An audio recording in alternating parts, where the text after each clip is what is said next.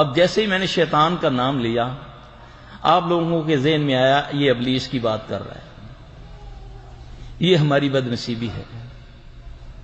یہ شان صرف یکتا ہونے کی میرے اللہ کی ہے کہ وہ مستوی العرش، وہ اکیلا عرش پر ہے، ساری کائنات اس کے سامنے موجود ہے، وہ نہیں حاضر، ہم حاضر ہیں اس کے سامنے۔ کیا ابلیس ملعون کے پاس بھی یہ قوت ہے کہ وہ اکیلا سمندر پر تختہ لگائے بیٹھ کے وہاں سے ساری دنیا کو ڈسٹرب کر رہا ہے؟ کیا اس کے پاس بھی یہ قوت ہے؟ یہ تو میرے اللہ کی شان ہے، یہ اس کی ذریت ہے، کیونکہ ابلیس جنوں میں سے ہے، اور اس کے جو اولاد ہے، جو اس کے چیلے ہیں، جن یا انسان، وہ یہ سارے کام سر انجام دیتے ہیں۔ اب اس